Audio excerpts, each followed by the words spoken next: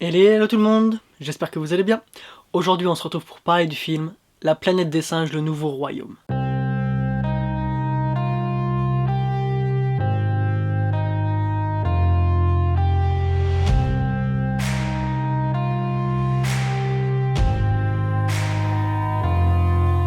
Il a fallu attendre 7 ans. 7 ans pour qu'on puisse voir le nouveau volet de La planète des singes initié en 2011 avec les origines.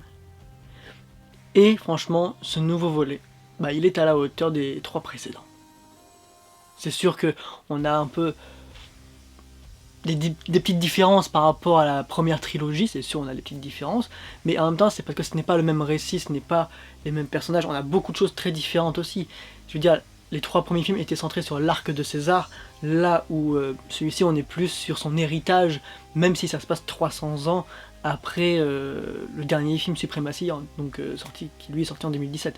Donc on est vraiment sur 300 ans plus tard, donc on est vraiment sur quelque chose de un peu plus différent, donc bien entendu, donc ce ne sont que des nouveaux personnages, mais malgré que ce soit ça, on s'y attache assez rapidement, et la réalisation de Wes Ball, donc le réalisateur de la trilogie Le Labyrinthe avec Dylan O'Brien, franchement, c'était un projet taillé pour lui. Que ce soit, il y a de la verdure, mais ça, voilà, c'est quand on voit Le Labyrinthe, c'était un peu normal. On reconnaît vraiment assez son style, mais on reconnaît surtout le style du réalisateur par le fait qu'il filme large.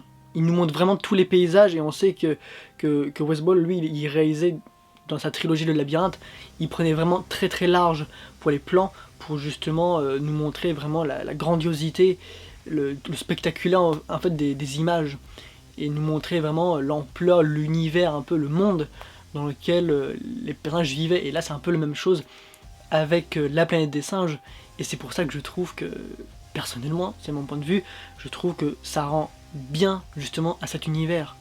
Ça montre bien une forme de différence par rapport à la première trilogie qui avait commencé par Rupert Wyatt et continue par Matt Reeves avec le 2 et le 3e film. Et là, Wes, je trouve qu'il réalise un film plutôt assez personnel, de par justement par sa vision de la chose, ce qui change un peu parce qu'il faut pas oublier que ça a été racheté par Disney, qu'eux ils ont généralement un cahier de charges. Là je pense qu'ils ont dû lui laisser un peu plus carte blanche, pas carte blanche totale, mais plus libre cours à sa créativité, et ça se ressent un peu quand même, parce que le film a une créativité. Elle a une créativité, certes c'est sûr que c'est très différent, mais on entre facilement dans le film. On peut avoir on peut se dire, ah ça fait bizarre de voir des nouveaux personnages, de voir de nouveaux lieux et tout, mais on s'y fait rapidement. On s'y fait rapidement. La motion capture c'est toujours pareil, hein, c'est toujours très très bien fait. Là-dessus il n'y a rien à dire, comme le jeu des acteurs, c'est pareil, franchement on est dedans. Ils arrivent à bien faire leur texte, à bien le dire, à bien jouer leur personnage. Là-dessus c'est parfait. Après, niveau effets spéciaux, motion capture rien à dire, comme j'ai dit. Il y a des décors qui sont plutôt bons, mais à des moments on voit qu'il y a eu un petit peu de fond vert, et il y a quelques effets spéciaux, surtout dans certains oiseaux qu'on voit dans le film, qui sont pas très jolis non plus, quoi. Mais bon, on sait qu'en ce moment les effets spéciaux c'est pas forcément ça, la preuve est déjà avec des films de l'année dernière qui ont un peu gâché, voilà quoi. Mais cela étant que le film, malgré ses petits défauts d'effets spéciaux, reste quand même très très beau. Il y en a qui sont magnifiques, comme je dis, la motion capture déjà rien que ça, c'est magnifique, et il y a des décors, même s'il y en a qui sont en fond vert, donc je pense qu'ils ont été faits avec des vrais paysages, voilà, on a quelque chose de visuellement beau, même s'il y a des petites erreurs par-ci par-là, ça reste un film visuellement magnifique. Donc voilà, l'histoire, pour continuer, l'histoire voilà, elle est simple, on a déjà vu, c'est sûr que ça ressemble fortement aux anciens films de Planète des singes, les tout premiers qu'on a vus, ça ressemble un petit peu à ça, mais ils essayent quand même d'apporter une petite touche de nouveauté, ce qui fait quand même la bienvenue, pour pas justement qu'on ait encore un film Planète des singes, encore, non, ils essayent quand même de nous proposer quelque chose de neuf, même si ça reste du simple.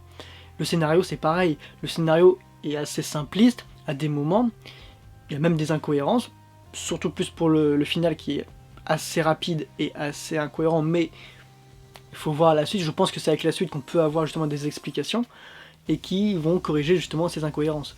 Mais parce que voilà, il ne faut pas oublier non plus que ce premier film, c'est le premier d'une nouvelle trilogie en préparation. Donc s'il y a des incohérences, je pense qu'ils ont dû forcément s'en rendre compte et qu'ils vont les corriger dans le suivant. Donc je pense que ça, ce sont des incohérences qui peuvent être pardonnables pour la suite. Après, la simplicité, bon, ça, il y en a un peu dans tous les blockbusters, dans tous les films, donc ça, après, c'est pas un gros souci. Juste que, voilà, le final est un petit peu bâclé, il est un petit peu rapide, et ça sera peut-être le gros point faible du film, c'est voilà, c'est une conclusion un peu rapide, parce que tout le long, franchement, ils nous mettent vraiment des enjeux, ils nous mettent vraiment des choses dures. Ils nous exploitent tous les personnages, parce qu'il faut les exploiter, hein, ce sont que des nouveaux, donc ils nous les exploitent, et c'est très très bien. On nous fait comprendre leur évolution, c'est bien aussi, mais le film dure 2 heures, quasiment 2 heures et demie, et voilà, là, on voit qu'ils ont pris vraiment 2 heures de film pour vraiment exploiter ça, vraiment développer les personnages, développer le début et le milieu du film, les enjeux, ainsi que tout ce qui vont prochainement arriver dans les futurs films de Planète des Singes. Là où les 30 dernières minutes, c'est histoire de dire il faut finir le film. Il faut qu'on puisse dire le film, on peut le regarder comme on avait fait pour les origines, on peut regarder ce film là sans regarder le 2 et le 3. Ils ont voulu faire la même chose, faire une conclusion tout en faisant des petits teasings pour la suite. C'était le cas avec les origines, la fin du film, c'était une fin de film, mais avec un petit teasing comme quoi on se doutait qu'il allait y avoir une suite. Celui-là, Le Nouveau Royaume, c'est la même chose, c'est une fin de film, mais avec un teasing de suite. Et c'est ce qui fait que voilà, on peut se dire en fait voilà, ils ont voulu vraiment développer, ils ont vraiment voulu faire la trilogie, et ce qui fait que voilà, ils s'attardent sur tout le long jusqu'à la fin, qui l'ont un peu fait en mode très rapide parce que voilà, il fallait bien clôturer quoi.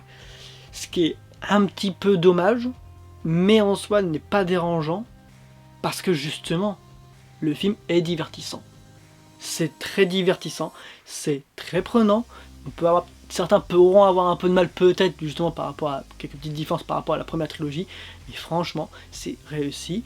On est pris dans le film, on est pris dedans, on s'attache aux nouveaux personnages, on prend un peu de temps pour certains, plus que d'autres, mais on s'y attache assez rapidement au bout d'un seul film, donc c'est bien.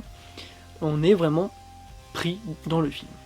Le film est bon, malgré ses petits défauts de simplicité, de rapidité, ou de quelques effets spéciaux par-ci, par-là, qui ne sont pas 100% bons, mais comme j'ai dit, on est en ce moment sur des films avec des effets spéciaux pas toujours bons. Heureusement, Dune, cette année, c'est vraiment la grosse exception en blockbuster, comparé à l'année dernière, où quand on voyait Flash ou Ant-Man et la Guêpe, où là, c'était un peu plus compliqué au niveau des SFX, mais là, c'est vraiment, encore une fois, plus différent. Voilà, c'est vraiment Planète des Singes, je vous le conseille. Si vous avez aimé la première trilogie, je vous conseille celui-ci parce qu'il respecte quand même les bases, et comme je dis, le réalisateur, il arrive à apporter sa petite touche à lui dans cette saga qui est déjà connue, qui est ultra culte depuis des générations, parce que franchement le premier film date de... je sais plus si c'est... le premier film date des années 60, c'est 62-68, j'ai un gros doute là-dessus, mais c'est aussi d'après un roman qui lui est encore plus âgé, donc du coup c'est pour ça que c'est une licence qui est ultra connue, qui est populaire, et c'est pour ça que si vous avez aimé, si vous aimez cette saga, cet univers de Planète des Singes, franchement allez-y, le film vaut vraiment le coup. Il est magnifique, donc voilà, malgré ses défauts encore une fois, il est magnifique. Je pense que vous allez passer un très bon moment, et d'ailleurs les gens dans la salle quand j'y étais, ils l'ont dit tout bonnement, que le film ils avaient apprécié, c'était un bon divertissement. Donc voilà, donc franchement, allez-y si vous aimez cet univers, si vous aimez vraiment, si vous voulez passer vraiment un bon moment, allez voir La Planète des Singes. Voilà, j'espère que cette vidéo vous aura plu sur cette petite critique de Planète des Singes. La prochaine donc ce sera pour Fall Guys qui sortira donc ce dimanche. Voilà, j'espère que ça vous aura plu, je vous dis à la prochaine, ciao.